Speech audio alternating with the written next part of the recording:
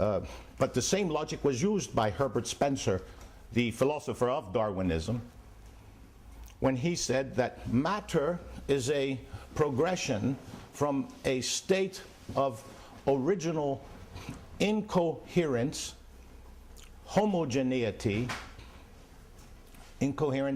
homogeneity and undifferentiation to a state of the opposites of these, heterogeneity, coherence and differentiation.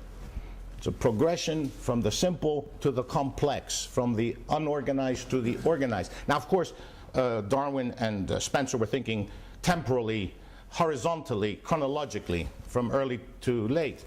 But Aristotle was thinking of how we find the world order, whether it took place over time or not. Aristotle didn't think of it chronologically, but he was thinking of it in terms of the structure of being, you see. And so at the bottom we have inorganic matter, and then a level above that, organic matter.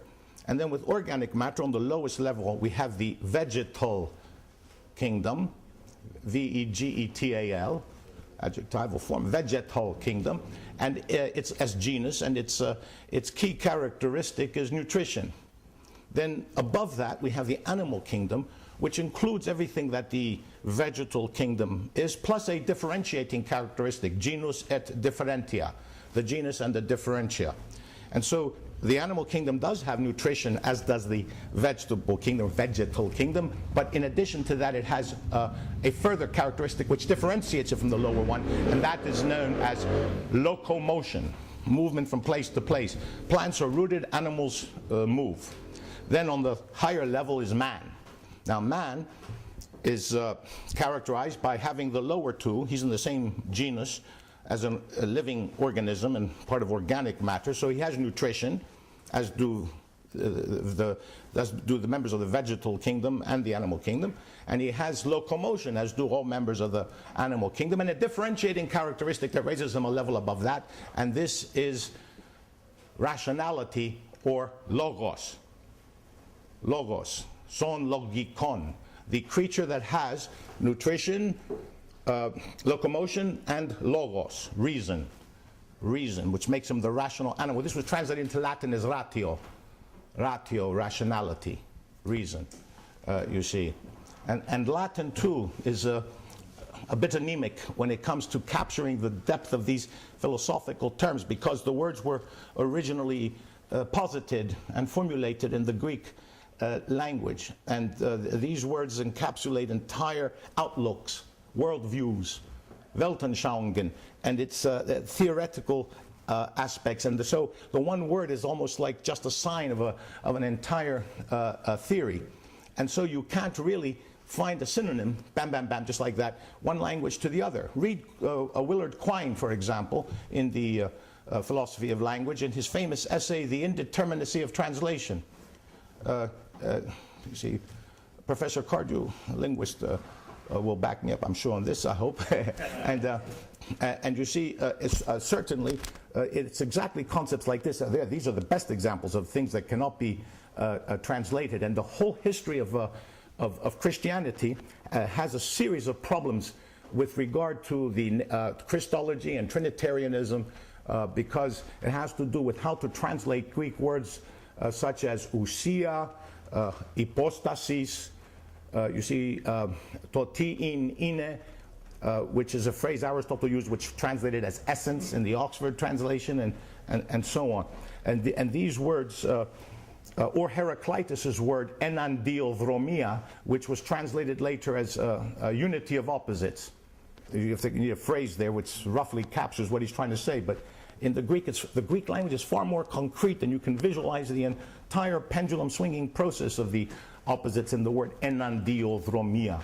So these words were coined originally in philosophy. As I mentioned to some of you, my friends who went to the Acropolis with me, the philosopher Nietzsche, in his essay Philosophy in the Tragic Age of the Greeks, writes that the Greeks were the only people for whom the philosopher did not appear as a comet, by which he meant as a freak occurrence. Of course, in every culture there's a great mind, a philosopher, an original thinker. In every culture, sooner or later somebody comes up. But he said this was a philosophical culture. His words are, indeed, in generation after generation, the Greeks produced great philosophers, and many great philosophers in a single generation.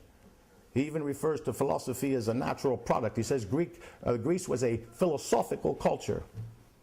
After that, I sang the Greek birthday song that's used today, and it's it has this tune, la la la la la la la la la la, and it says, "Na zisis Panayoti ke chronia pola." May you live, Panayoti, and for many years, and megalos naginis me aspra malia, and so may you become great with white hair and become sophos. You see, sophos naginis me aspra malia, to become wise, a sopho, a wise person with white hair. And this is like the typical birthday song, such as "Happy Birthday to You" in English. See, but it's telling you it's a good thing to strive. May you become in Greek they're always saying may you become 100 years, not ekatostisis. And then they say, may you become wise, a wise person with white hair. So it's still the goal of the philosophical existence.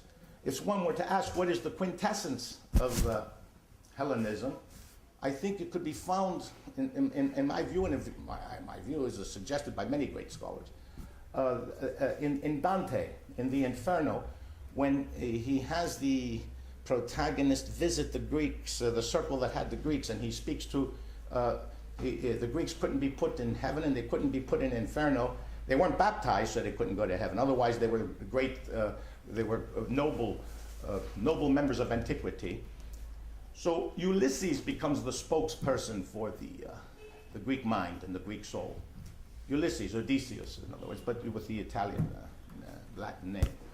And he says, consider your nature. You were not created to live like the lower animals, but to pursue virtue and knowledge. And considerate la vostra semenza, fate non foste a vivir come brute, ma perseguir virtute e conoscenza. Virtute, virtue, e conoscenza, and knowledge. You were not fostered a vivir come brute, to live like the brutes, but to pursue virtue and knowledge, you see. And so man was not meant to live like the animals. This fits in with the lecture we heard today on the Ellin Logos, about how the word psyche has to do with the divine fire coming into the body and constituting the soul. That the human being was meant to be imbued with the divine essence, the divine fire, you see. So mythologically, it's saying the same thing. It's the same message, that that's what separates man from the animals. And so it is descriptive, you see, with Aristotle, that man is the creature with the word.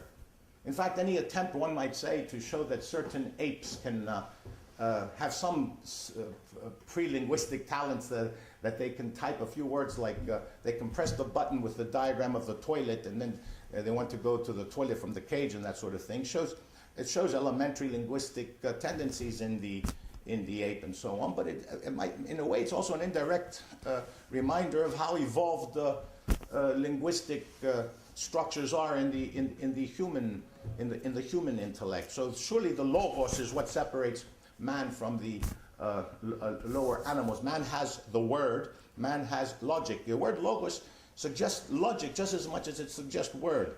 It suggests logic and language together. See, logic and language, which of course entails grammar, rhetoric, syntax, and all of these, and semantics. The whole conceptual scheme of the human intellect, you see. So that's what logos really is, and the role that it plays. It separates man from the animals, and that's why Socrates says that the unexamined life is not worth living. Now, we don't have a better definition, in a way. When Kant was trying to find a justification for the moral law,